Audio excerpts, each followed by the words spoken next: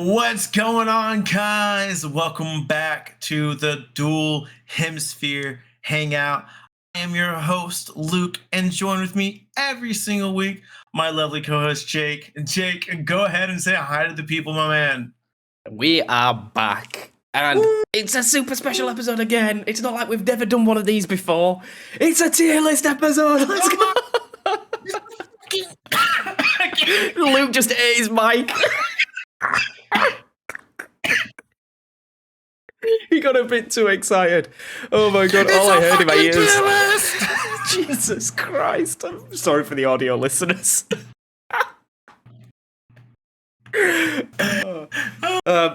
So what we are tier listing today, you can probably see from, well, the audio listeners can't, but I'm wearing a Team Rocket shirt and Luke's got his hat back like Ash. It's Pokémon main series games. What do we call them? Yes, mainline games. Mainline Pokemon games. Tier list. That's right. Me and Jake said, you know what? Once a month, we're going to be doing one Pokemon episode. So we said, let's just do a tier list because guess what, guys? We are very opinionated people. And we have our opinions about these Pokemon games. So I said, what better way to get all these opinions out than to just throw them in a fucking tier list and fucking call it a day. And then this way it's the definitive Dual Hemisphere Hangout tier list. There might be some arguments, probably not. We might debate one game specifically here, and it might be a bloodbath. It might not be, but that way you guys will stop asking us, hey, what do you think about this game? Oh, well, you're going to find out. All right, so be prepared. Be prepared. All right. So, OG, red and blue. I'm going to put it straight out. It's D tier. It's garbo. It's absolutely garbage. Oh my god! Nostalgia aside, it's horrendous. Like it's the pretty game, bad. The game mechanics were obviously not polished as they are now. Not at all. Having speed determine critical hit ratio is I guess just made no option to ghost types. So God forbid you ever got a Gengar, you win. It's hard. Okay, so I will be a defender of the original Red and Blue. I will put on my nostalgia glasses for this one, and I will say, you can put yours back on, sir. No, I agree with you. The game itself is a very flawed game.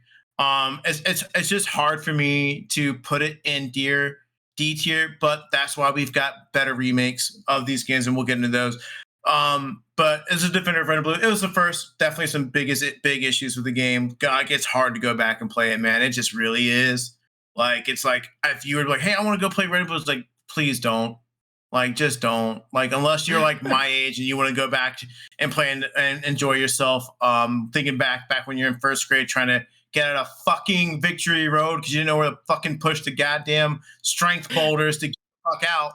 Because it was fucking dark, or you couldn't get out through the cave because no one told you need a fucking flash. You were just like, oh, there's a dark ass cave. And we walked through there. You know, the freaking gambling that they got me addicted to as a kid. I was pulling my slots because no one told me it was wrong. But no, the Red and Blue games, they are nostalgic, but they're severely flawed games. And all right, we're putting in a D tier, but just wait. We'll have to make a compromise at some point. Mm-hmm. Oh god, right. So that's going straight in D tier. Lukey boy. Yellow. It's an improvement. I think it's an improvement in the game. I think you can go on. Yeah, I'll agree on this one. As an improvement, I put it in C tier because it's not like a grand old improvement, but like it's cool and introduced Pokemon, the Pikachu following you. The game's finally in fucking color, which was really nice as well. The sprites were updated, so not everything was fucking hideous. They actually kind of like Mewtwo actually looked like fucking Mewtwo in the sprite now. I did forget that. Did they update the Venusaur sprite? Because the Venusaur sprite was horrendously bad. They updated all the sprites. They did. I think all the sprites, they finally now look like the Pokemon that they basically anime-fied it, right? Like this game came out right around the same time the anime was coming out, so they had all the newer, updated Ken Sugimori-esque drawings of everything. And so, yeah, just overall, I mean, Pikachu is still a little fat fuck, but, that's the best one, though, right? I know. That is literally the best one. it's just a better improvement on Red and Blue. I think it's easier to go back and play Pokemon Yellow than Pokemon Red and Blue. I think it just especially because you get all the starters, right? Like that's you get all the the main starters. thing. Yeah, that's cool. Literally, it's cool. it pads out your team. You literally have 4 on your team, and then you get a choice of 2 other random Pokemon because it's like you're running all of the Kanto starters and Pikachu. Yeah, and then you're keeping that Pikachu because Pikachu follows you, right? So you don't have a choice. You have to run Pikachu, and if you don't, I mean, you could take him away. He's Pikachu, just, you are wild. Yeah, you're just like a hater if you don't have your Pikachu in your party. I don't remember if you put him in the box. Did he still follow you around? No, he stops following you around. So why the fuck am I putting my Pikachu away, man? I want to go surfing and flying with my Pikachu buddy, man. So I think Yellow, Julie C, because it's better than if we're setting baseline at Pokemon Red and Blue, then Yellow is better. It's better. Gold and Silver. Throw it in C. I would say you can throw Gold and Silver in C. I mean, it's a sequel to Red and Blue. There's again the thing about the first 2 generations of Pokemon, they're just really hard to go back and play. They really are. They are flawed games. Take your nostalgic goggles off off if you want, and look at these games from a perspective now. Like, we're not saying these aren't like the definitive good Pokemon. Like, this is why Pokemon is what it is now, is because of Gold and Silver. The games itself, I would say the one thing that Johto lacks in general is just I will say the Pokemon in the region itself are a little lackluster. Like, there's some greats, don't get me wrong, but I think they're a little lackluster. In general, I think Pokemon Gold gets props for starting the breeding process, so you can get Pokemon eggs. They started shining. You start seeing shinies in Gold and Silver as well. Yeah. And the coolest thing about Gold and Silver, and Generation 2 in general, the Gen 2 games, is the fact that you get to go back to Kanto, and that's so cool. As a child playing the game, going back. I thought I'd complete it. Oh my gosh! Yeah, I thought it was over, and then you get to go to Kanto now. I'm like, what? I get to go to Kanto? What? I was just here when I was a year ago as a kid. Oh my gosh! Like, how did they know it was here? Like, and everyone's gym Pokemon changed, and it was mind blowing as a kid. Like, it was so cool. And then, I mean, you can't talk about Gold and Silver without talking about Red. Facing Red up top of Mount Silver, man, it's great, Still man. But yeah, it's one of the hardest battles of all time. Mainly because people just didn't train their Pokemon up to level 100. Yeah, there was no need. Yeah. Like, what was Mewtwo in Kanto? Was it 70? I don't even remember if it was that high. It might have been 7. It was 60. I think it was 70, I would say. But you look at the gym leader, I think Gary's highest level Pokemon wasn't even 70 at the time. 50, 55 maybe? 56? Somewhere 55 or maybe 60 at maybe the 60, most, I would say. 65. And then the rematches at the Elite Four, I think Lance's Pokemon might, don't quote me on this, they might have hit 70. If the levels went up, I don't know. But jumping from that to facing outside of rematches, I think Red is the highest leveled trainer ever to exist in Pokemon, I believe. Yeah, level outside of gimmicky trainers where they just give them 1 level 100 and it doesn't do anything. I think the only other one is Cynthia and Black and White. I think that one, Black and White 2, there's a battle you fight her and her Pokemon are pretty high level in that one. And I would say that Pikachu's 87, right? 87 or 81 is one of those numbers. Can't remember. Yeah, it's weird. I think it's 87. I think you're right. And then obviously Crystal is one better than. So it's I think it's our first B tier, I guess. Yeah, I would feel comfortable putting it in. It was the introduction of Pokemon events, which we all come to love now. Especially when we get into Emerald and stuff, the Pokemon events go nutty when you get to go to Eon Island, you get the Deoxys ones. It's so, and I think Crystal an improvement. Introduced animated sprites. Yeah, so as they came in, that's for sure. Obviously full color as well, which full RGB, which Pokemon Gold I don't think was. Pokemon Gold and Silver was. Yeah. And then a little bit of backstory into Suicune and whatnot, which was quite nice. It was cool. I think it was a nice little thing. A polished game, and I think B is respectable. I would say, kind of harkening back to our ROM hat discussion, it's kind of the birthplace where the first Pokemon ROMs are all ROMs off of Pokemon Crystal. Like the Crystal's the baseline for a lot of those games. So yeah, as a good game. It's just an improvement on Gold and Silver, and if you like Pokemon Gold and Silver, you're probably not going back and playing Silver or Gold. You're probably gonna go play Crystal if you really want that Gen 2 experience again. Because you can get both birds. You get both birds, so why not? Yeah, you could do whatever you wanted there. Yeah. And all the Kanto birds, because they're just sat there now. Yeah. They're just chilling. So yeah, it's a full experience. You can, without obviously the whole point of you have to trade. You can fill up pretty much like 98% of your Pokedex without trading, which is great. Yeah. Moving on to what is this? Ruby and Sapphire. Ruby and Sapphire. Very good games. Very good games. Introduction of double battles. Double battles, natures, EVs and IVs are finally coming in here as well. Starting the birthplace for the idea of what competitive Pokemon could look like. With the addition of it turned Pokemon, which was already a game of checkers, and now it's turned it into a game of chess at this point. In a sense, like they've got all these things going on with it. I think Hoenn is, I guess, as nostalgic as I think it's like for a lot of us. The hard thing about like tiering these Pokemon games is you're gonna piss off someone when you're tiering these games, because these are people's first games. They really are. And I will admit, I have probably the most fond memories of playing Pokemon Ruby and Sapphire, the Gen 3 games specifically. I broke my first Game Boy playing it. Yeah, the Pokemon in the game. Why? I lost to Winona, and I was fuming. And I was playing on a Game Boy Advance, and I punched it up, and then I had to tell my mum that I accidentally dropped it, and then I ended up with an SP instead. Hey, you got an upgrade.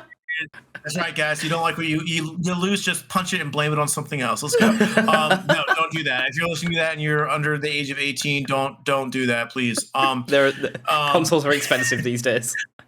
I think one of the coolest thing about the Ruby and Sapphire games overall is they really, they added the contest. They added so much to Pokemon. The Generation 3 Pokemon are some of my favorite Pokemon in general, and it's just a good time.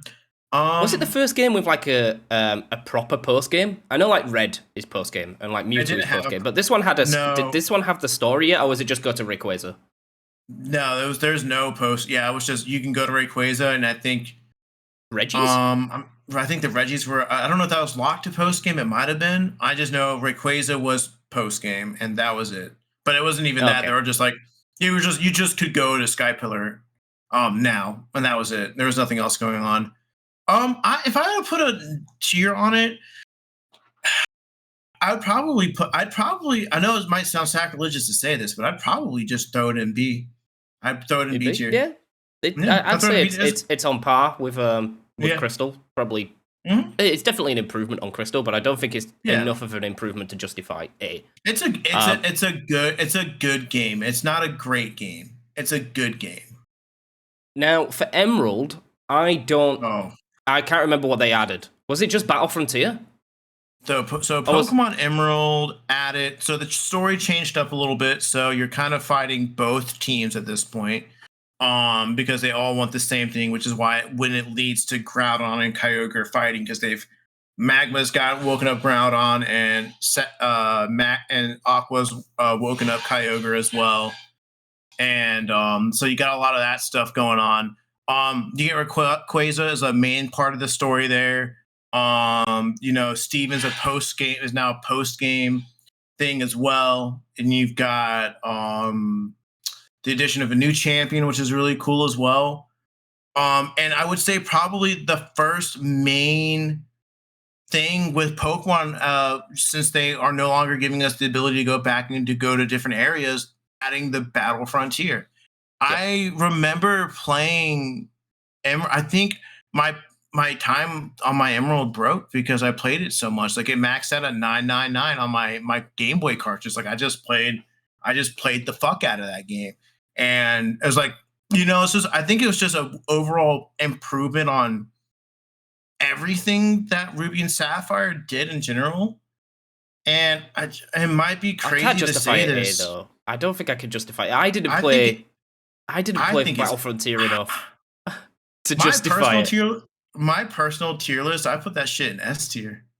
Like I Oh, thought it get was an out! S. No, never, It no, was. It was an no, S no tier game to way. me. Yeah, I'll I meet you in think the I middle then. list If I'm going B and you're going S, put it in we'll go A. Put A. it in Yeah, A. we'll go. Put it in A. Put it in A. It's an A tier game. It's a great game. It's like if Ruby and Sapphire are good games, I think Emerald adds enough.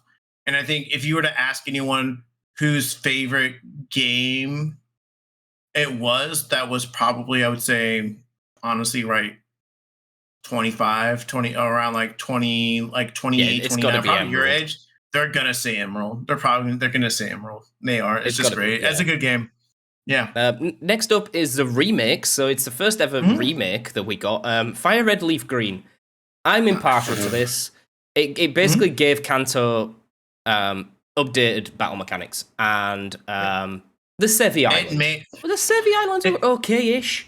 they were Um, it was pretty neat. I enjoyed the little things that they did to make Kanto feel New. modern. Yeah. Yeah, it made it feel new. It made it feel good. It was so cool to go back and play in Fire Red and Leaf Green. And I think one of the cool things about it is like again with these remakes, as we get into it, they're adding more and more things to the game. So you get your double battles now in the Sevi Islands. They created a whole new area in the Sevi Islands, like a whole little post game area, which honestly was pretty cool. There's a whole Team Rocket area like in there, which is pretty neat that they continued that They moved kind of Moltres story there, going right? on. They moved I Moltres to the remember I Sevi was livid Islands. about that. I Yeah, hated but that you with a could, passion. but You you could get could there. you could get there before post game, before the Elite Four, which is pretty cool. Like they introduced it at an interesting time that it didn't take away from the things that were going on in the game. But I think And I think this was Fire the Red and Leaf first time Green. you could legally get Mew. Yes, it was. The Mew event was Fire Red Leaf Mhm. Green because you went Yeah, to you you went got your through the little ticket. truck. No, just kidding. Yeah, no, the little truck. You No, went to you the got your little truck ticket and you went to whatever island it was. I forget what island it was.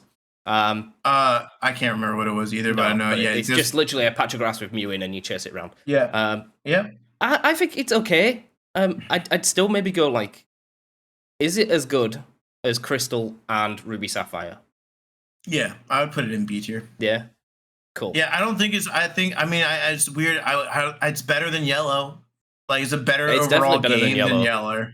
Yeah, and I think it's better than. I think it's on par with the Gen 3 originals. They added so much to it, man. I think they're just overall good. I think there's overall good games, man. All right, Diamond Pearl. fucking I throw didn't play this mother- enough. I didn't play it enough. Put that shit in C tier. It is a fine game. Don't get me wrong. I'm not saying it's bad by any means. And you'll see what I say when we get to platinum in a second. I don't worry, guys. Don't hate me, Gen 4s right now. But Diamond and Pearl had a lot of issues with it. It really did. The Pokemon in Gen 4, you've got some awesome Pokemon. You got Lucario, you've got your Garchomps, you got all the stuff. But I feel like the story specifically in Diamond and Pearl was weak as shit. Like there wasn't like I mean again like yes what's his name Cyrus was a much better villain, and I know I'm comparing it to a game where the guys are like I want more water and I want more land, and this guy's like I want to take over the world and like create a new universe, which is like some broad ass goal, which is actually pretty cool. But it was weird for me specifically. It was a weird time where I didn't enjoy Diamond and Pearl specifically. I just didn't It's where it fell vibe off with for me. it. This was like a black void for me. Yeah, it was an interesting thing, but like I mean, Diamond and Pearl's cool. I like the fact that Diamond and Pearl added the mythos, but they don't get into the mythos of everything until the next game that we're about to talk about, which I think we'll talk about in a second. Get there now. We'll just get to it. Yeah, it's like we've got nothing else in Diamond and Pearl, really. Like, yeah, it's Platinum, man. I think that's Pokemon Platinum. I can't push it into S. It's just there's too much coming later on that's better. Okay. I think Platinum's. I think if you're gonna go with it, throw it in A tier. I think it's an A tier game. I think it's a great game. I think it saves Gen 4. It saves Gen 4 because now you can get all the previous. So this game you weren't able to get. You did not see you didn't see your Magmortars. You didn't see your Porygon Z's. You didn't see your Electivires. You didn't see them until the post. You could not get those Pokemon until the post game of Diamond and Pearl. Yep. Platinum, they fixed that. You can get your Leafeons, your Glaceons, your newer Pokemon legitimately before the post game here. They go into the mythos. They add a nice little fun post game area. They expand the post game sides of things a lot more in this one as well, which again is always great when you go into your games. I think one people talk about all the time is like, man, I wish I had something more to do, right? I wish there was something more for me to do. And Platinum gave you plenty more. The story in it was a lot better. I mean, it was still the same, but it was still, they added more to it. They really got into the mythos of everything going on in the game. The Pokemon sprites again got updated. They had a lot that they, personally, for a selfish part, I like the little Poffin mini game a lot. Playing it like to get the things. I like swirling the little fuckers in a circle and trying not to burn my Poffins. It's the same with like the Berry Maker in Emerald. It's like, get out. The Berry Maker, the Berry Maker was fucking fire, dude. That shit. I was going around in a circle clicking that shit. That shit was on. I was not missing a single beat on those things, but I think Platinum. I think again, it's a beloved game for a reason. And it solves a lot of things that we're going to see as we go through these lists where the second games in the generation cycles or the third game or the remake of the game, they just improve on a game that should have been great from the start, but just wasn't. And I think Platinum just gets the Emerald treatment. And yeah, it was pretty good. Solid game. This also start of competitive Pokemon, by the way. Just throwing that out there, guys. Yeah, you can't argue with that, really. Yeah, for the harbinger of the dragon types. This one, Pokemon Heart Gold, Soul Silver. This would be my first contention for S. It's an S tier game. Yeah, I don't think you can argue it. I think you could talk to anyone, and I think you could talk to pretty much anyone in Pokemon, and they could consensusly tell you that Heart Gold, Soul Silver is one of the best Pokemon games ever made. I mean, it just is. It has everything in it, man. Like you get your 4 generations of Pokemon. They added fun little cameos where you would see the guys. They're like, oh yeah, by the way, like the world is like here. Like they kind of added in the fact, like, oh yeah, there's people from Hoenn here now. Like you can go see Steven. You can go see Cynthia, who's in the ruins of Alph. You get those cool little events where you can get your Groudons, your Kyogres, your Palkias. You get every legend. You get Arceus. They added fun mini games. Not only do they already have the bug catching contest, they added the Pokeathlon games, which is honestly a lot of fun. I don't remember if you played a lot of those, but I loved the Pokeathlon. I did. It's really cool. I wanted to get my entire team in that little like area. Like I wanted that whole thing just to be my fucking Pokemon, man. Like I had so much fun with that. I may have played too many ROM hacks, but is this the game where they expose the backstory of Giovanni? No, they do that in the post game with the Celebi event. They talk about it. The Celebi event, and it reveals that like Giovanni's Silver's kid, or Silver is Giovanni's kid. They exposed that. We don't know. I still don't like it. They say jumped off and killed himself. That's kind of dark. I like to think he just hopped in the waterfall and dived and swam away. And was never seen again. I feel like it's a little too morbid for a kid's game. And then obviously you get to go, and the same thing that made Gold and Silver great and Crystal great is the fact that you get to the post game's amazing. There's just so much to the rematches are so good. Yeah. You can go back and there's so much content in Pokemon Heart Gold and Soul Silver. It's, in my opinion, has the most content that is not behind a paywall in Pokemon, period. Like you get to, I think this game you can easily, people mock Gen 2 for the Johto region specifically, like being weak and the storyline and it being weak. But at the end of the day, it's still a fun game. I love the Johto region in general. I think the Johto region is super, super dope. And yeah, and we can't even forget about this part. the fucking all your Pokemon can follow you fucking around. Yeah. And that shit is it's just fucking cool, man. Like I They loved went how all out. They went all out for this game, and they I'm so did. glad they did. And Yeah, the good thing is about this one as well, it's not even like nostalgia glasses. no, Like, you can go back and play Heart Gold right now to this day, and it's still like again, Heart Gold is also another basis for a lot of the 3DS, the DS ROM hacks now. Like they don't use Platinum, they use well, I guess Platinum's technically built on the Heart Gold Soul Silver engine, but like it's like the following mechanics. Where did you get that from? Heart Gold Soul Silver. You did not get that from Pokemon Yellow. Like that's cool, and I love the fact that they follow you. Because my favorite part, this is my favorite part about my Nuzlocke was I was every time there was a photograph, I was able to take a picture and all my little Pokemon on my team the were little team next photos. to me. And that was so cool, man. Like it was just that little thing. And they had and again, and for me, I'm very simple. Give me a Battle Frontier, and they gave me a Battle Frontier. And that was really cool to me. And yeah, it's the fact that they just man. gave like everyone a rematch as well, and a full team of 6. So you like you go back to Lieutenant Surge, and he has a team of 3. But then when you go and rematch him, good luck with the whole like Manectric team. Yeah. Everyone looks at like Radical Red as like the most polished ROM hack of that generation. A lot of those teams, the basis of the full team comes from the rematches from this game. Yeah. Like Surge having a Manectric and having a Raichu and all the other fun stuff. It to me, it's the first time in a Pokemon game where they've sat down and thought, you know what, we can fully polish this and give them everything. Like moving the Safari Zone as well. The whole there was a whole new backstory to a Safari Zone. Because I'm not gonna lie, when I got to Fuchsia, I was fuming.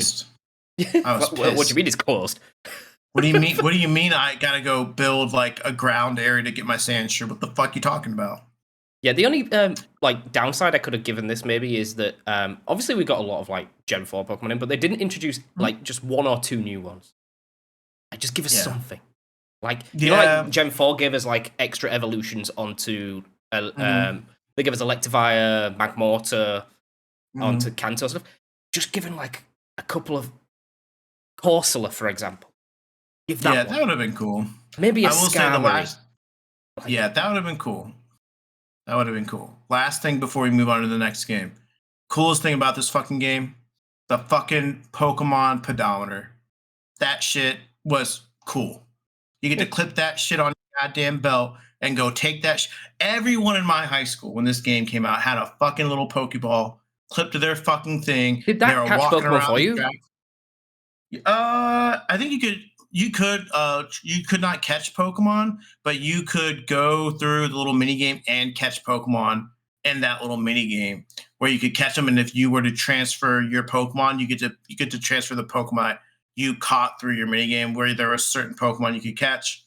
There weren't anything. It wasn't like anything crazy, but it was just a fun little thing. And your Pokemon got fun items. And it was just cool. You could be like, I remember watching someone trying to get a shiny in that. I think. Yeah, I think you can. I think it's great. I think it's very, very difficult. But that Pokemon pedometer, man, that thing was so cool, man. Like I wanted it just for that. I was like, that shit made me walk around the track 5 times as a high school. So I'm going around the track more. I'm walking. I want my Charizard to get his steps in. Yeah. Now the next one, I think we need to talk about with the remake. For me, Black and White is a D tier game. Black and White 2 is an A/B tier game. Because me playing through Black and White as the core one, it is so frustratingly bad. They've tried to recreate difficulty by just not giving you anything. Instead of making the opposing trainers hard, it's like, no, we're not going to give you any TM that has a higher base power than 70 until post-game. All the level up learn sets, garbage. It's like, I get that you meant to... This was the first game where they basically said, no other Pokemon apart from the new Pokédex until post-game. Yeah. And then didn't scale the difficulty properly. So they just artificially made the game harder by giving everything rubbish movesets and giving you garbage TMs. Black and White 2 fixed all of that. And that was its only redeeming quality. I mean, Okay. barring story aside. That's what I was gonna say. That. I was like, okay,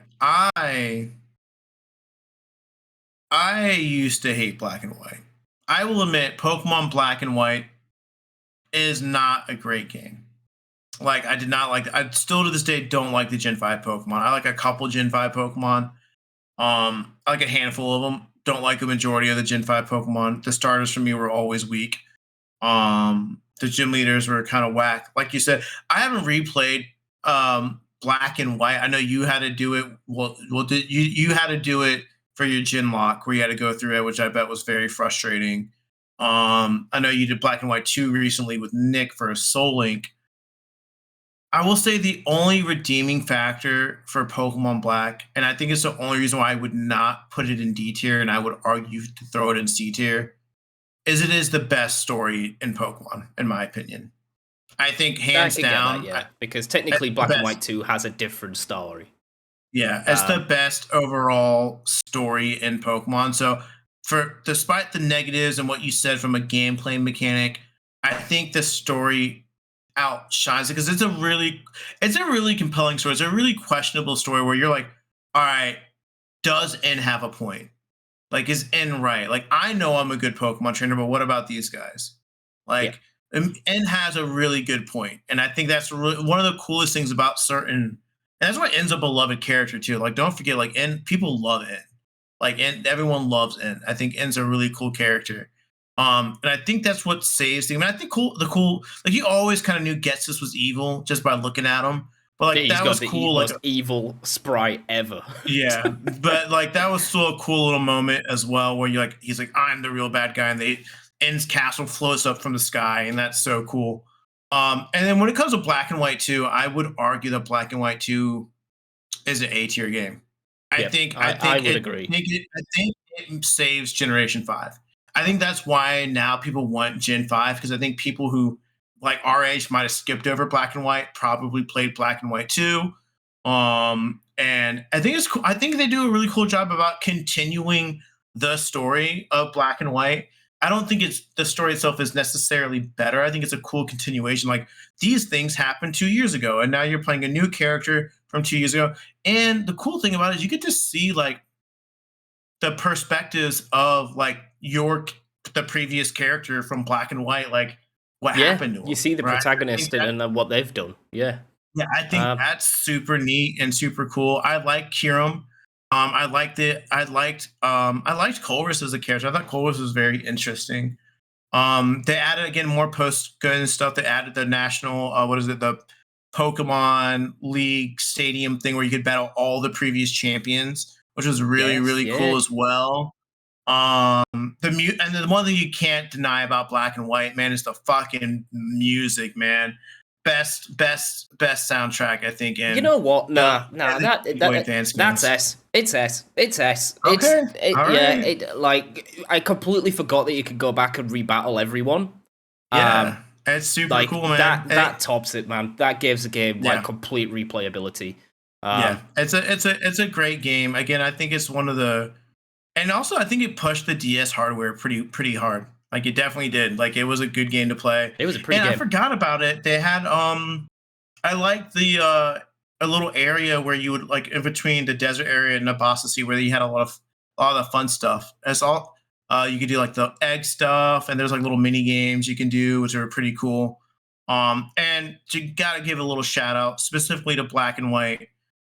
This is like, yes, Gen 4 was kind of like the beginning of VGC, but Gen 5 is when the VGC actually like really took off, and Arrived. it's the birthplace of competitive Pokemon. Like, that's when I got into it. Like, I remember I have very not they weren't fond memories, I'll tell you that, but they were memories of me grinding Patrats, Tranquils, and Lillipup. That's why I have a shiny Lillipup, a shiny Tranquil, and a shiny Patrat, because I would just grind those for EVs. And I have a shiny Basculin too, like literally attack, HP, speed, and whatever HP or defense. Sorry, like I have those 4 Pokemon from just fighting 252 fucking Patrat to get my fucking attack, my speed EVs up or whatever it was.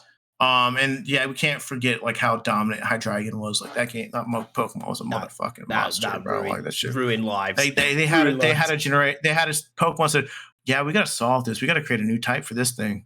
Yeah. All right, let's get to it. X and Y.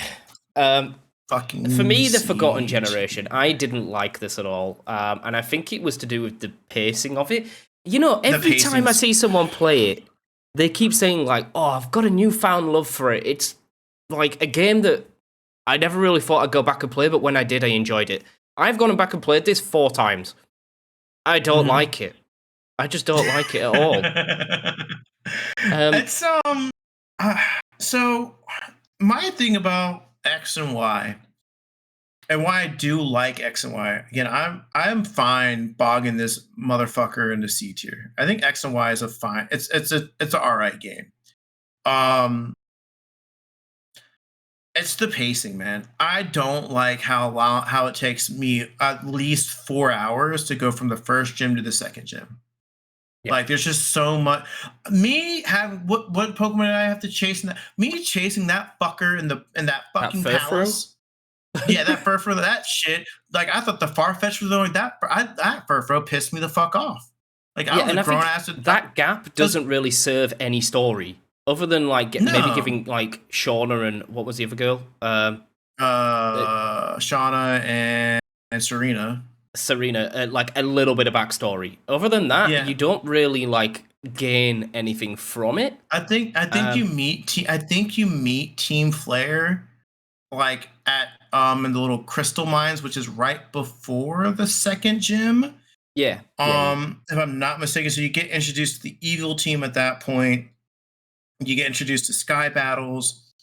Also, the one thing that X and Y had going for it was obviously Mega Evolution. That was a really cool mechanic they introduced.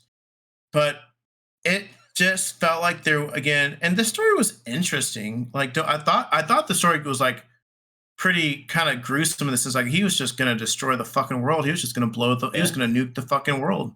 I said that's kind of what may have drawn crazy. This back is obviously it was the first time we got 3D models. Yeah. And I can't imagine the unfathomable amount of time that they had to commit to doing every single Pokemon in a 3D model. I think at that point we were up to 720 Pokemon around there. I would say at that point that they had to fully animate. And they did a great job. I didn't hate like some of the 3D models are like questionable, don't get me wrong. But and then not like, to mention overall, like the moves as well. Yeah, the moves. They had to animate the moves. I think they got a bit shafted by the sheer amount of work they had to put in and introduce a new gimmick. And well, is it the first gimmick? No, it's not. It is. It's the first like actual battle gimmick, like where it affects the Pokemon battles. Like we've had double battles, inverse battles, rotation. I think we argued when we were doing our Pokemon game list that we said technically we could like start with like Gen 5 with like the different types of battles. But the proper game mechanic where it affects the gameplay specifically would start. I think they just got it. They got it. They were doomed from the start with the sheer amount of work that they had on their hands. Yeah, I didn't like the legendaries in it either. Like, don't get me wrong, Xerneas and Yveltal are cool looking Pokemon. I don't really get their whole like why they're super important. The 7-foot guy. What was his name? That was cool. That was kind of like, cool. AZ. His name was AZ. I kind of like bashed A lot in that game. Like I didn't probably follow the story enough to understand why he was there. He was the survivor. So the whole story, to my knowledge, is that there was a big war between Kanto and Kalos, and AZ launched this weapon to end the war, and it ended the war. But in return, his Floette died, and so he was cursed to live out the entirety. Because he was like, I gotta repay for my sins, and then obviously, he's trying to stop the Team Flare guys, Lysander or whatever it is, Lysander's thing. We stop it. We get to battle him at the end, and his Floette comes down, and he's like, I've waited 1,000 years or however many years it's been for it to come back to him. So that was a pretty cool thing. Again, that they added, they actually like recognized the mythos that there was a war going on. So there was cool little tidbits, but like to the casual player, they're not like picking that shit up. Like they're not. No. And God forbid the gym leaders were just so uninspired, man. I did not care for a single gym leader. And the Elite Four was atrocious as well. Like one of the Elite Fours was like someone from Team Flare, and we get no cool thing about it. We just know, oh, I'm part of Team Flare. I'm like, how? And how are you an Elite Four? And where's the story behind that? And God, Diantha was a shitty champion, like worst one. Yeah. Can't even remember it, yeah. Are we going C or D? I would put it in C. I think there's worse games in there, but cool. Yeah. It's a fine game. Oras. This is amazing in my opinion. I have problems with Oras. Oh, I do. Like I have problems that prevent me from wanting to put it in S tier. I can agree with that. I'm floating in between A and B because I have problems with it solely because I did not really enjoy I did not like the redesign of the Hoenn region that much. I really didn't. I did not like the way Maxie looked. I thought the way they redesigned Archie was pretty cool.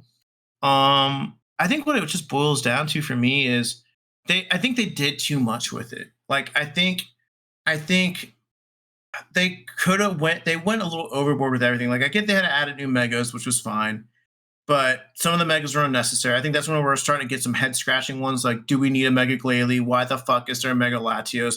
Why are they both fucking purple? Well, I mean, they were yeah, the Latios one was really annoying. I get that. Yes. Glalie was like one of the sharp. Well, we talked about. There's a whole clip of me screaming for 5 minutes about how much I hate Sharpedo. What are they called? Version exclusives. Yeah, but then I'd have argued that I'd have preferred to see Mega Shiftry and Ludicolo.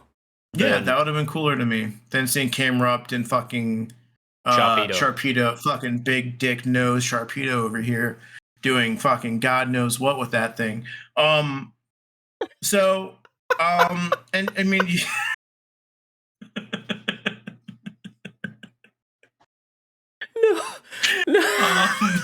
Anyways, the Delta episodes are pretty cool. The Delta episode is really cool. 7.8 out of 10. Too much water, IGN. So it goes into. I'm fine putting it in A tier. I think. Yeah. I think there's little things going on with it. I think Oras is a fine game. I think it's an improvement on. I think it just. They did not. The one thing I just wish they did, and I don't know why they fucking did it, and I think it's the only reason why I hate it. It's because they gave us the Delta episodes. But then they were like, "Here's a picture of the battle frontier." It's like coming soon. I'm like, "Are we gonna get DLC? It's the 3DS. We got DLC. I don't even know if the leaks even touched if we were ever gonna get a battle frontier DLC for Oras. But it's like they took that away. And I'm like, come on, guys, you can give us that at least. Like that would have been. It was so the first cool game to as see well that and was then that would have put fairly it decent for Shiny for me. But again, I think for me, for games like that, they've got to add just enough that there's so much to do. And yes, the Delta episodes were cool, but unless you shiny hunted or you really wanted to catch all the legendaries, there wasn't much else to do after you beat the Delta episodes. And I think that's what knocks it off from Black and White 2, whose story and post-game content are great, and then Heart Gold Soul Silver has everything under the sun you could imagine. Yep. What's next? Sun and Moon. So original Sun and Moon. I'll allow slander. Ultra. I will not allow slander.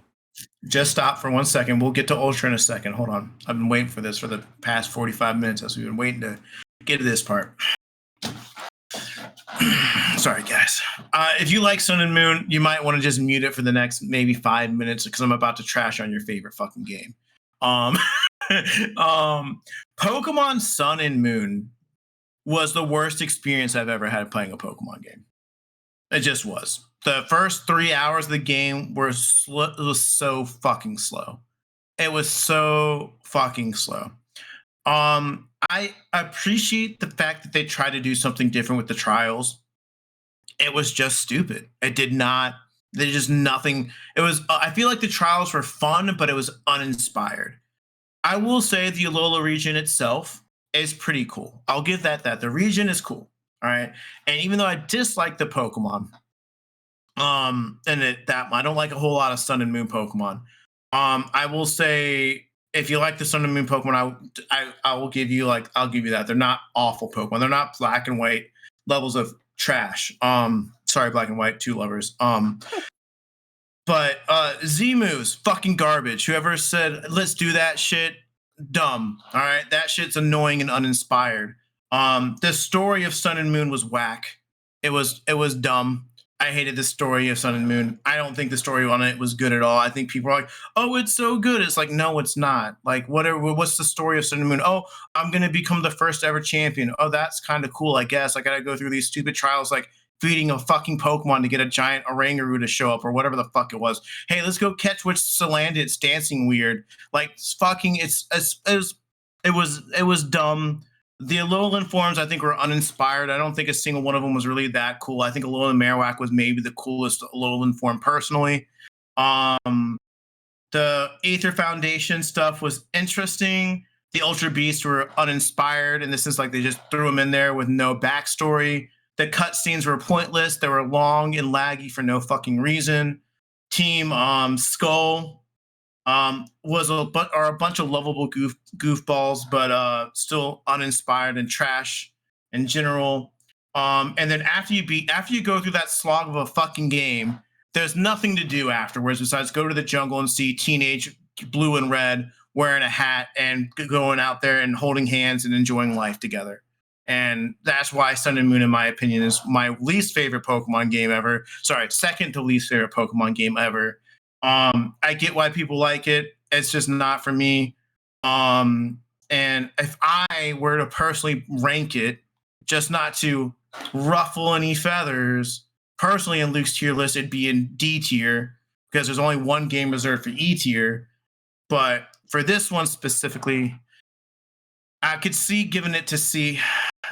And Jake will get to Ultra Sun and Ultra Moon, and I will give my opinions on that. But I think Ultra Sun and Ultra Moon save the Alola region for me. But I literally thought I was done with Pokemon after playing this game. That's how much I dislike Pokemon Sun and Moon. Trash game. Sorry, fair enough. Just is. I mean, I think it starts if you don't like the Pokemon. Like, yeah. If you just don't like the Pokemon in the generation, you're not going to like the generation at all. Which is completely fair.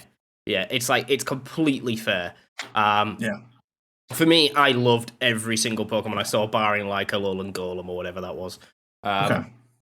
Fair. I loved the sense of the Hawaii region. We all know that I love Mantine Surf. My favorite minigame in the series. I'm not going to lie. It is literally so cool. I loved the idea of totems. Again, this could be a point of view from like I play games generically as like a Nuzlocke.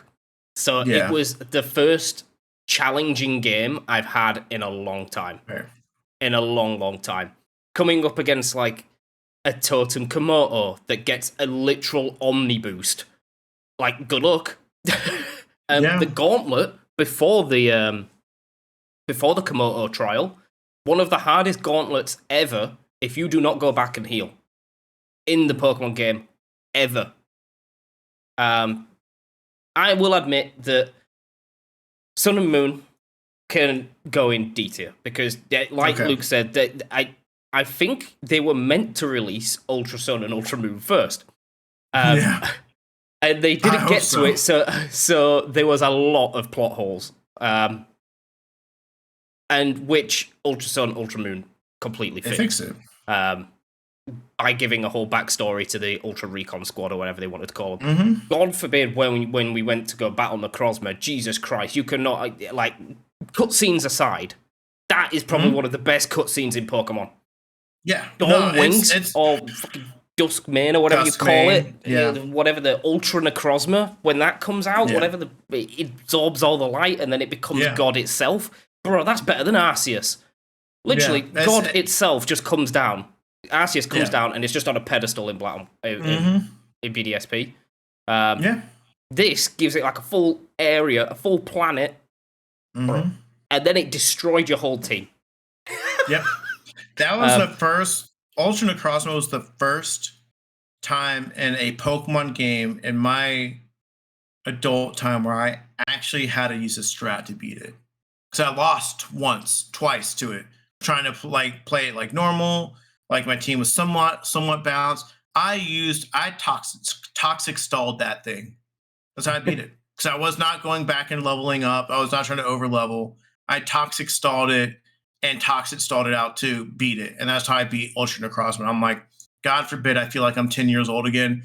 Like just using full restores on my Pokemon in the Elite Four so I don't lose. Just to live, right? So I'm like, I'm like, all right, go out there, Lanoon, so I can full restore. Like, that's what I do. But I love Guzma. I love him as a character. The character plot.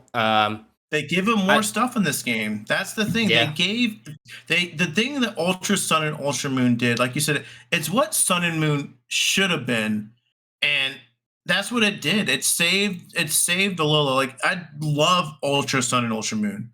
Like I literally remember telling myself, I was like, all right, this could be the end for me in Pokemon because I wasn't doing competitive Pokemon at all. I wasn't having. I have had very not fun. That was my least amount of time played on a Pokemon game.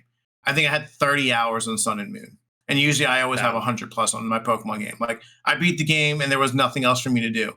And Ultra Sun and Moon saved it. There again, my biggest thing with it, they fixed the story. You got through the prologue within 15 to 20 minutes. The story of like again, the totems weren't unbearable in that one. I think I just didn't have a challenge with it, and maybe I was just being a hater with the gyms. I think I definitely was just being a hater. I wanted my gyms back. I'm gonna be 150% real with y'all. I wanted my gyms back. But yeah, they fixed the story. They made the Ultra Beast make sense. They made the Ultra Beast fun. They gave a good post game, and like Team Rainbow Rocket is so fucking cool. Oh, like and the seeing Ultra Giovanni wormholes, back. Yeah, like, and the Ultra Wormholes are perfect. I honestly, Jake, I think you're lowballing Ultra Sun. I'd throw it in A tier. I think it's a great game. I think it's great. I think it's a great game. It fixes everything that Sun and Moon should have been, and it's the saving grace for Gen 7 for me. Because honestly, without it, I don't know. I probably would have picked up Pokemon Sword and Shield on the Switch because I had a Switch, but I think it would have not nearly have been. I would not have been like super stoked for it like I was after playing Sun and Moon. I was like, Ultra Sun and Moon saved.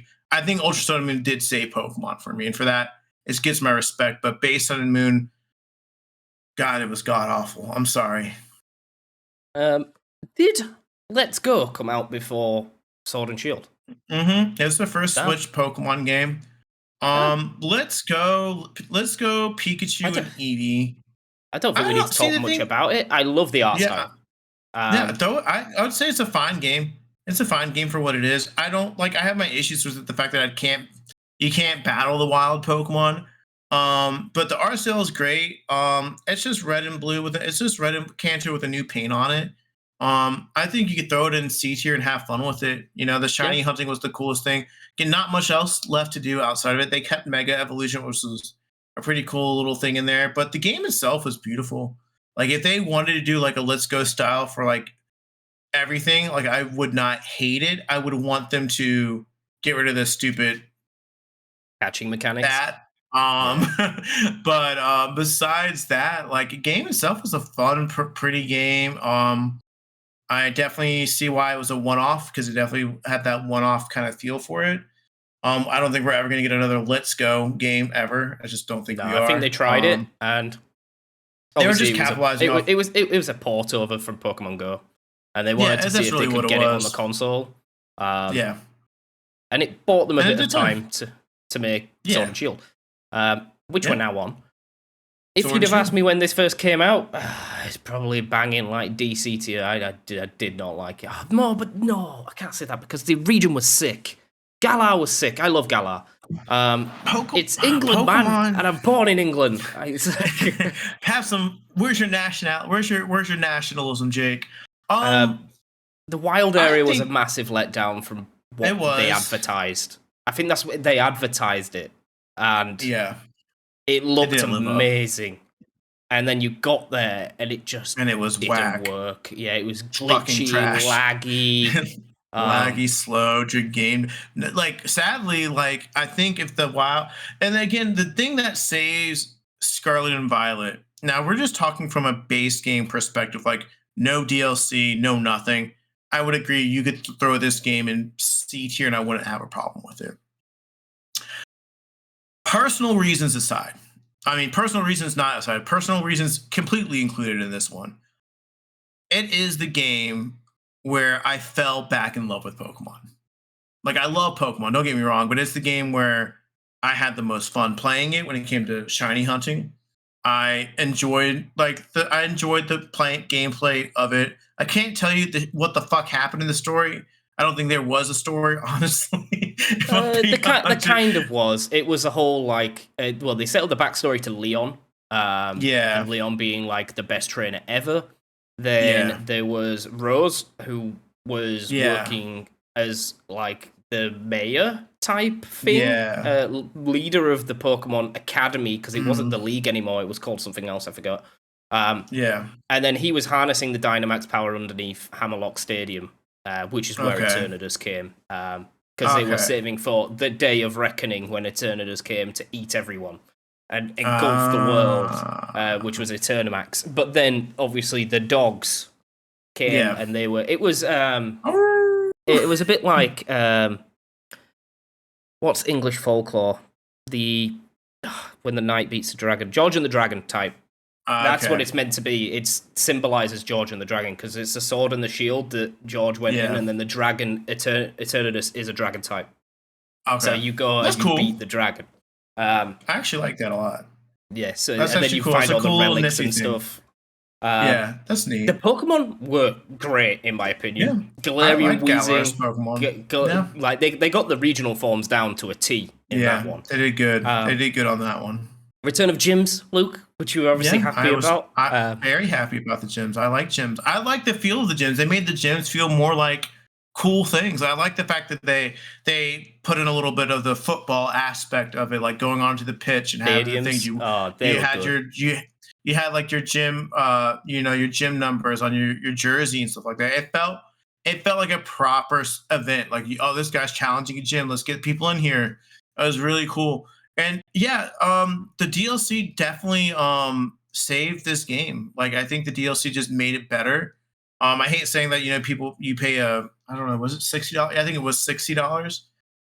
You pay $80 for an experience, but like, it was worth it. Like, Isle of Armor made the wild area pretty cool. Like, it was a better version of the wild area. Like, the wild area this is exactly what the wild area was supposed to look like for an Isle of Armor and Crown Tundra.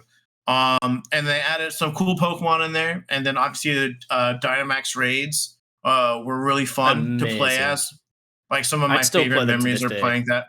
Yeah, so much fun, and it's the birth of the CCC for me. It's the birth of this is the game that came out when I met you, Jake, and Seb and Nick, and it holds a very fond place in my heart. And for me, I'm fine putting that in a beater. I think it's Sword and it's a middling game. After, and we'll talk about it when we get to Scarlet and Violet, but after the experience of what Scarlet and Violet has, I don't take Sword and Shield slander anymore. I'm like, this was their... No. Like, we didn't know what we had when we had it. No, we did not. BDSP. Now, try and put the hate aside, because we personally made this game horrendous for ourselves. By doing some form of sleep deprivation while playing the game.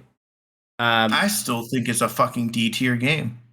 I don't think it's a good game. I think BDSP. I don't know how they make a 1-to-1 remake worse than the original game. I don't know how you do that. That's a fair point. They somehow did it. I mean, take Chibi Arts, the graphics itself. All right, the in-battle graphics itself. Amazing. Don't get me wrong on it, but it's like they took away contest. They made contest wrong. They changed the contest up, which is one of my favorite things. the underground was uninspired as fuck. I'm sorry. I like the idea that I could go catch all the Pokemon in the underground, but once again, that was all locked to post game. Yeah, that was really saddening, actually. Because the whole point of like, oh, we can replay this game and do it with mons that we've never done before. But then again, we were locked to Gen 4, and it's like, why did you need to do that when I would have loved to go through with like a Totodile or something from Gen 3? Yeah, it would have been really cool if they did that. And I didn't like the overworld sprites. I didn't like the chibi art style that they went with. I get why they did that. But then there's like some little things. They did butter you up at the start of the game though, because they gave you a Mew and a Jirachi. Yeah, as a thank you for buying the game. I mean, I didn't get to use it, so I don't really care. And so like overall, looking back at it, like if you want to argue, it can go and see, and that's fine. But I think it's worse than Diamond and Pearl. I think it's worse than Black and White. I think it's worse than X and Y. I think overall it's just not. I think that one of the saving graces of it was the difficulty of the Pokemon League. I mean, but the thing with that, don't get me wrong, it doesn't save the whole game. But you could argue that for Platinum. That was just the Platinum Pokemon League. That's really what it was. That's what it was. It was Platinum's Pokemon League. Like they should have, BDSP should, if they were to have done it and did a 1-on-1 remake of Platinum, like the better version of the game. Like, that's what I'm playing now. Right. Well, I'm playing Renegade. Luminescent Platinum is what I'm playing, which is a mod of this game. I'd rather play a game that's going to kick my ass on Gen 1 and at Gen 1 than go back and play BDSP. And it's, yes, I will say the challenge did not ruin the game for me. Like it definitely, like it hurt my feelings for it. But like also, like I've played the fuck out of literally every single game before, and I literally have I have not touched that game since the last time we were in the mines. Like and the thing is, I tried to go back and do the parks where you could get your Entei and your Suicunes and your Legendaries. Yeah. I trudged along on my own pace to get through the little post game battle island area, and it was still a trudge, man. I just took a fine game in Diamond and Pearl, but somehow fucked it up, and I don't know how you do that. I think we've condemned it to D tier because if we're saying that the original was better, then it has to go below. I think Sun and Moon is a better fucking game than BDSP. And that's saying something, and it's hard to say that, but it's true. Moving on swiftly, this game, Legends Arceus, changed Pokemon for me. For the better. For the better. The only thing that drags it down is the battle mechanics, and I'm willing to accept that because they were trying something new. And I will never slate any games for trying something new, as long as when they try something new, it doesn't end the series. And luckily, Pokemon have the novelty of that, is that there will always be a game coming out and people will buy it no matter what. So they can try something new and it won't kill the series. That being said, walking around and just catching Pokemon, it took everyone back to the roots of just why we play Pokemon. It's not about the battles, even though the battles were solid. Yeah. They were solid. We got boss Pokemon, like semi-totems, what are they called? Alphas? And what were the alphas. I think they were the alphas. The rivaled Pokemon or whatever. Yeah. You know, they were cool. The Arcanine, the Avalugg. That was like playing Dark Souls and Pokemon. I was so confused. I'm out here dodging and weaving Arcanine so I don't get hit, so I can defeat it. Like it's Legends one of the only games I still play, like off camera. I will sit there and play it. I'm happy to dump this in S tier because I think it's definitely up there. And the whole point that the battles weren't supposed to be the main focal point, and then they gave you Rolo, whatever his name is, at the end. Volo, that's the one. And even the galactic fights, they were difficult. Yeah, they were tough. Mainly because the battle style was even garbage because you had to do agile or something.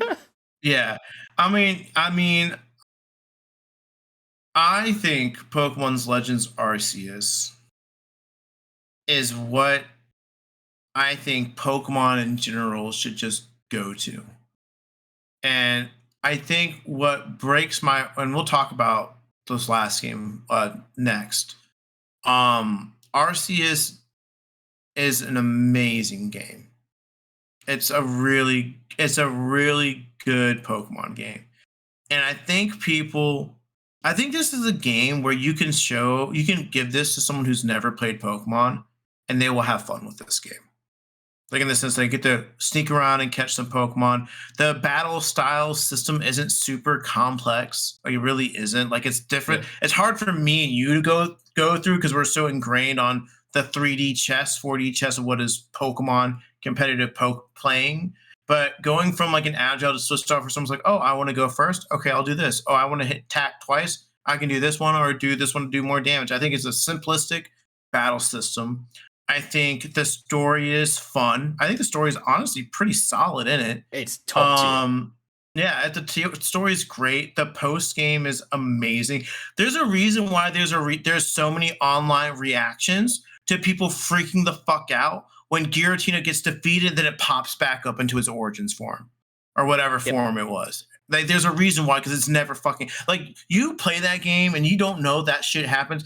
I think everyone had the same fucking reaction, like, I finally beat it because it's a grind of a battle, and then fucking lo and behold, here it comes back again, ready for round 2, and everyone's freaking the fuck out. Like, it's a great game. It's got a solid plot twist as well.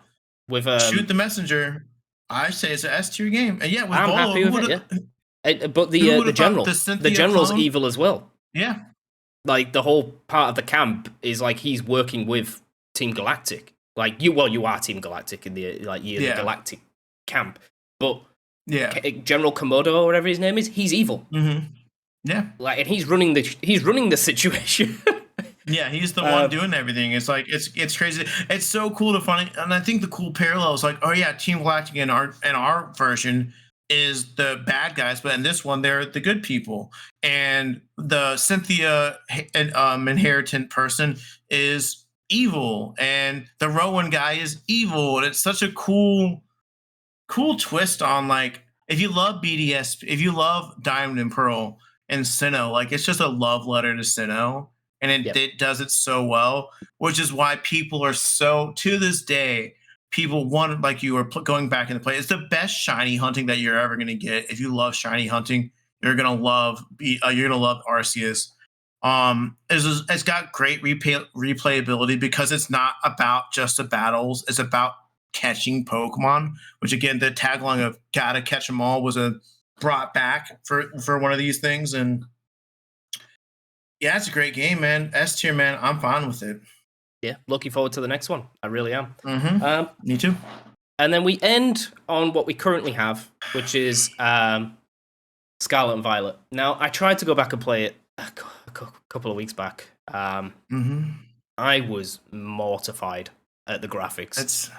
It's just mortified. Bad, man. I think what has happened is I have forever played the game in the DLC that had come out. So in Kitakami or Kitakami was after, what was the one before? Indigo Disc. Yeah, in the Blueberry Academy in the Dome, whatever they've called it. And in there it's fine because, again, like you said, Luke, with the Isle of Armor, much smaller map, definitely more optimized and tailored when the first game came out. But I, for some reason, went back. I was like, I'm going to hatch some eggs in the original Paldea. And oh my god, it is so bad. That's bad. Really bad, man. It's so disappointing, man. You know what's so funny to think about it? I thought about this because I remember we were talking about this. I watched your review. You did a review for Scarlet and Violet, and you said it was a great game. Yeah, you said it was amazing, and I had to sit back and I had to really think about it, right? And the saving grace for Scarlet and Violet is it is by far, even though I'm not the biggest fan of terrestrialization, I've never been a big fan of it. The way the gimmick looks, I respect the way it plays in battle. I think it's a great battle mechanic. I hate the visualization of it. Um, the story is really good. I like Yep. the free reign the game gives you, and I like the what's the Area Zero. I like I like the stuff in the game, but it's like it's kind of hard. It's like you got like this awesome like this apple pie, right? And all the good stuff's inside, but it's burnt to fuck, and you just Yeah. can't get to You've it, hit the and nail on the head. it ruins the pie, right? And the performance for the game takes away from the enjoyment of the things that make Scarlet and Violet great. Like the fact of the matter is that there's glitchiness in the actual battles itself. Like blows my mind. Like there's still Yeah. glitches in the battles. Like in the professional VGC battles, there's still glitches in it. I and you said like Indigo Disc and Kitakami, like it still runs pretty fucking bad. Like it's like not as bad as I the think what base struck me game, with but the it Blueberry Academy stuff, like where they've got like the herds of Pokemon running forward, and then they hit the yeah, wall and they don't despawn. They just continue to yeah, run into the wall. It's like, yeah. come on. It's just like and it's like so it's like it's not terrible, but it's not great either. Um and then I don't know if it's just because we're not doing as much content around it and we're not like super big in the competitive scene like we were, but I don't there's nothing that's bringing me back to it. Like I turned my Switch on to get the shiny Rayquaza, which was also very fucking easy. Like that was not Yeah, it was challenging at all. it was not a 7-star, was it? It was only a 5-star. Yeah, I did that. Beat it in 5 minutes. Turned it off. I was bored watching Harry Potter, and I turned it on to like catch. I went shiny hunting, and it was also very hard to do because the way the Pokemon spawn in are really weird. Still got a shiny fracture, was pretty dope. But That's you cool. know, it was yeah. I wasn't even trying to shiny hunting for Skarmory, there was just one right there. I was like, oh, okay. Which again, I don't know why. And then they take shit away. Like, why the fuck did you take away the fucking shiny noise? Like, why did you do that? That really annoyed me. That did Like annoy that's me. so it's like so dumb. They make shiny you make shiny hunting the easiest it's ever been, which is a little bit of a thing. Like they've been making it easier and easier and easier every generation, which like fine, whatever. Like I get it. But there's also a thing of making it too easy. Like I don't like the fact that I can get um 6 shinies on a single sandwich in 30 minutes, which is like, I Yeah, mean, the problem was for me with the shinies that they yeah, it's not that they're not obvious, that every single Paldean shiny is just so subtle. yeah, And that's it not the is. point of a shiny. Like, Mm-hmm. I don't know why. It's just Mm-hmm. linked to that generation. And I know that, Yeah. like, people say that shinies are only, like, they're only generated by code. They don't Well, pick the colors. It's just a palette they swap. that's bullshit because they started doing that shit, and then the second they switched to the Switch, the second they went to 3D, they could change that shit. Yeah. Like Greninja, sorry, that's not a palette swap. They fucking made that shit black and red. They Yeah. just did. But it seems like all the Yeah. Paldean ones are so subtle, and especially when you're having to look on a screen. God forbid you're playing on handheld. Some of them are so tiny. You haven't Especially got a chance in hell. Especially the metallic. So, and the thing is, they added so much cool stuff. Like they made the metallic Pokemon look more metallic. But again, that's a bitch to find out if it's shiny or too. If it's just a different, slightly shade of gray on the silver of a Magneton, or in my case, a Skarmory, where I'm looking for like a brown Skarmory, but the way the sun's hitting at the afternoon of the game, they all look brown. You know, and the only way you can tell if it's shiny if it spreads its wings and you can see the green. I'm like, oh my god, it's shiny. But yeah, I'm like just sad because it's the last iteration it's of the current Switch, it's just a gut. and it should have been a celebration of the hardware, and it wasn't. Because it's just a knife. I don't know about you, man. Luke, but I've played the game on unrestricted hardware. It is a different experience. It is so like night and day. And I'm usually the one to say like graphics doesn't make a game, but in a catch 'em type style game where you are meant to free roam. There is literally no emphasis on battles other than the main ones in the main story, because I have not battled a single NPC in the round, because the only in the wild, because they don't battle you, you have to talk to them. So I haven't battled a single one. I know there is some like backstory to that. There's ace trainers, and the ace trainers can beat your ass. But no, for a game type like this, you need at least some sort of decent graphics. And I think it's only poetic for that this last note gets another fucking spiel from me before we wrap this up, because I'm like not like I'm kind of thinking about it because it's actually upsetting me. Like thinking about this game.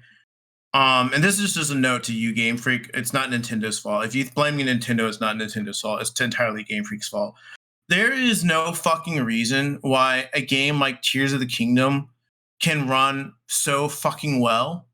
And then this multi-billion-dollar conglomerate, which is Game Freak and the Pokemon Company, cannot make a game run well on the same fucking hardware. I get that they're a smaller team, but god damn it, Game Freak, fucking dish out some fucking money.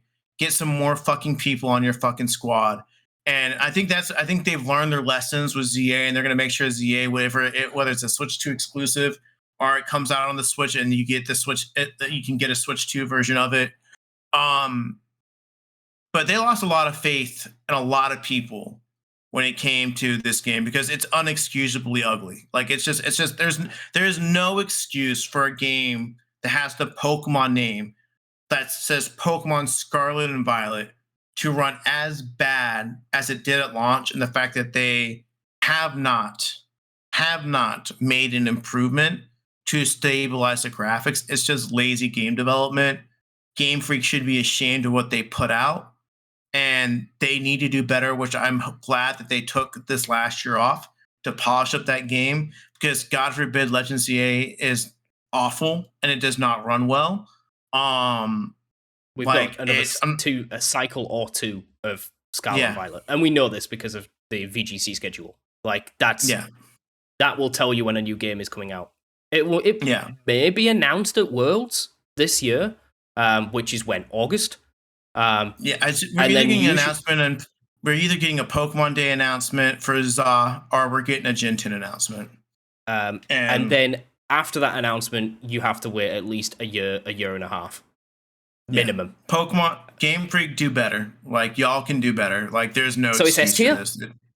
No, it's fucking on its own. You can leave it under pinned images and we're not going to tier it. We're not going to tier it.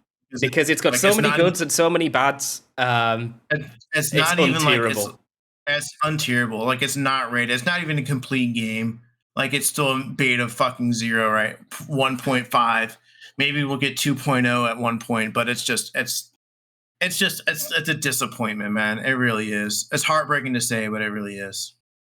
And with that, our tier list is complete. I will stick it in. I'll stick it in C. All right, because it's not better than Sword and Shield, but it's definitely better than BDSP.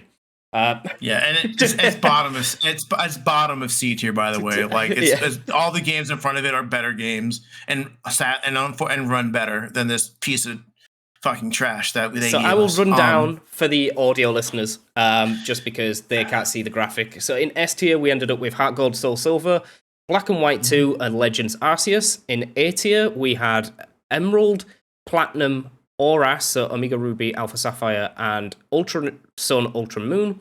In B tier, we had Crystal, Ruby Sapphire, Fire Red, Leaf Green, Sword and Shield.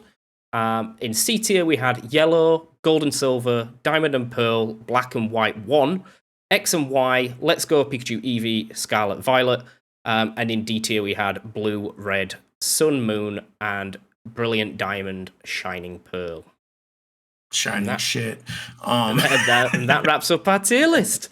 Wrap it up, Luke. Guys, thank you guys again for joining us. You know, we love doing our Pokemon episodes, guys. One thing that we and Jake never really intended for this podcast would be a Pokemon podcast. So I would gladly tell you guys that we are going to be getting probably one Pokemon episode like per month. We can probably find things to talk about, obviously, when Pokemon news happens. But guys, this is the Dual Hemisphere Hangouts definitive tier list of the Pokemon games. If you like it, that's great. If you don't like it, tell us what games you like. Comments below. As always, you guys have been killing it on both the video side and audio side. We just passed over 500 downloads on audio, so I couldn't be happier on that side of things. The clips are coming back, so enjoy those clips when we get them out to you guys. But besides that, guys, I really hope you guys enjoyed it. This one's a little bit longer. We had a couple shorter ones, like under an hour. This one definitely beat the hour mark, like all of our tier lists do. We're very opinionated on our Pokemon. But guys, as always, it's always been a pleasure, you guys, talking to you guys every single week. Hope you guys enjoyed it. And if you guys haven't already, and you guys are listening or watching, guys, please share, comment, tell all your friends about us, man. We love to hear feedback. It's great hearing feedback from a couple of you guys, but I know there's a lot of y'all out there listening, so please leave us some feedback and things you guys we can improve better, ideas that you guys want to talk about. But until next time, guys, I've been Luke. That's my partner, Jake, and we will see you guys next time. Bye-bye.